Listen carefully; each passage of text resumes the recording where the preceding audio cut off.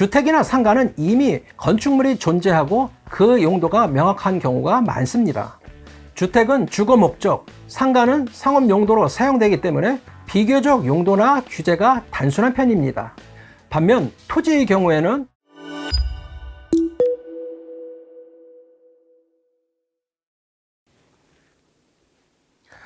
안녕하세요. 저는 네오비 토지공장 실전중개 안성준 강사입니다. 이번 영상에서는 제가 강의를 진행하면서 많은 분들이 궁금해하시는 토지공장 중개에 관련된 질문에 대한 답변을 하는 시간을 가져보려고 합니다. 꼭 영상 끝까지 확인해 보시고 원하는 정보 얻어 가시길 바라겠습니다. 토지와 공장 브리핑은 물건의 용도, 매물의 현황, 매물의 상태, 주변 개발 가능성, 인허가 조건 등을 종합적으로 설명하는 과정입니다. 손님에게 명확한 정보를 제공하고 궁금한 점을 해소해 주는 것이 중요하다고 할 수 있습니다. 우선 손님의 요구와 관심사를 명확히 파악하는 것이 첫 번째 단계입니다.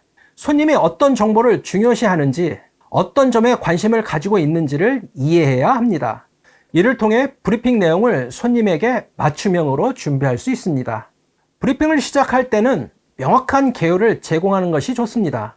토지나 공장의 기본 정보, 위치, 면적, 가격 등을 간략하게 요약하여 손님이 전체적인 개념을 쉽게 이해할 수 있도록 해야 합니다. 이 단계에서는 핵심 정보를 간결하게 전달하여 손님의 관심을 끌 수 있습니다. 다음으로 시각적 자료를 활용하는 것이 매우 효과적입니다. 사진, 도면, 동영상 등을 활용하여 토지나 공장의 실제 모습을 보여줍니다. 특히 위치도나 개발 계획도를 사용하면 손님이 매물의 물리적 특성과 주변 환경을 쉽게 이해할 수 있습니다. 매물의 장점과 특징을 강조하는 것도 중요합니다. 토지나 공장의 주요 장점, 특징적인 부분, 기타 혜택 등을 자세히 설명합니다. 예를 들자면 특정 토지가 개발 잠재력이 높은 지역에 위치하고 있다면 이를 강조하여 손님이 미래 가치를 인식할 수 있도록 해야 합니다. 브리핑 중에는 손님의 질문과 피드백을 적극적으로 수용하는 것이 중요합니다.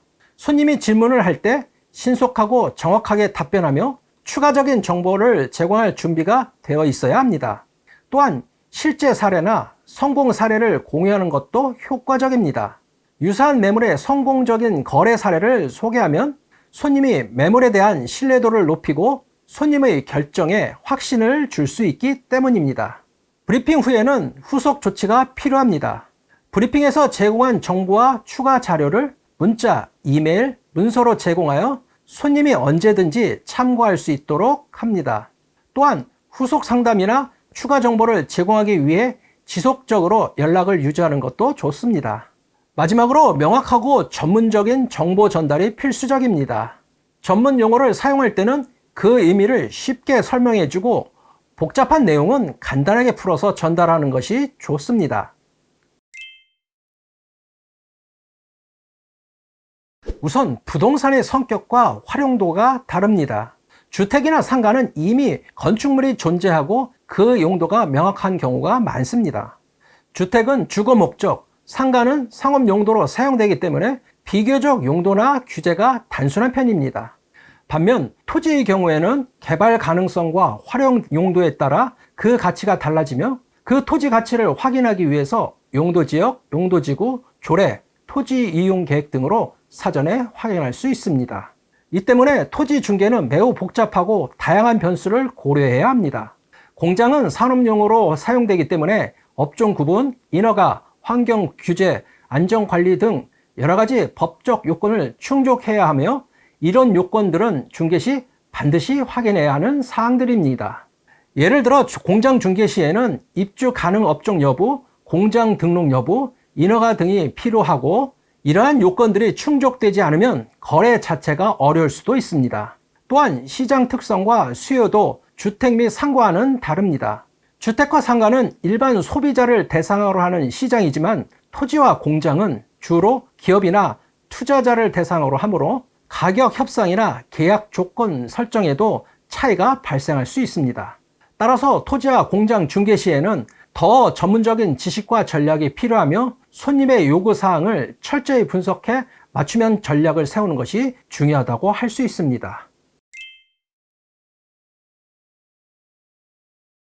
산업단지 내 공장 중개 시 주의할 점은 여러 가지가 있는데 가장 중요한 몇 가지를 말씀드리겠습니다. 우선 산업단지의 특성을 이해하는 것이 중요합니다. 산업단지마다 입주 가능 업종이 정해져 있기 때문에 해당 공장이 이 업종에 부합하는지 확인해야 합니다. 만약 허용되지 않는 업종이라면 입주가 불가능하거나 추가적인 인허가 절차가 필요할 수 있습니다. 또한 토지 및 건물의 용도를 정확히 파악해야 합니다. 산업단지 내 공장은 대부분 특정 용도로 지정되어 있어 이를 위반할 경우 법적인 문제가 발생할 수도 있습니다. 따라서 공장의 현재 용도가 적합한지 그리고 매수자의 계획과 일치하는지 꼼꼼히 확인해야 합니다. 환경 규제도 중요한 요소입니다. 산업단지 내 공장은 주로 생산 활동을 목적으로 하기 때문에 환경 오염 문제에 민감할 수밖에 없습니다. 따라서 해당 공장이 환경 관련 법규를 준수하고 있는지 추가적인 환경 평가가 필요한지 등을 반드시 확인해야 합니다. 마지막으로 인프라와 접근성도 중요합니다. 산업단지를 포함한 모든 종류의 공장은 이동성이 중요한 만큼 도로와의 접근성, 전력 및 상하수도 공급 등의 인프라가 적절히 갖추어져 있는지 확인해야 합니다. 이런 부분이 부족하다면 추후 공장 운영에 큰 어려움이 있을 수 있기 때문입니다. 네, 여기까지 많은 분들이 궁금해하신 질문들을 추려 답변을 해보았는데요. 혹시나 토지 공장 중개에 관심이 있거나 궁금한 부분이 있으시다면 네오비 중개 실정 과정에서 꼭 배웠으면 좋겠습니다. 시청해 주셔서 감사합니다.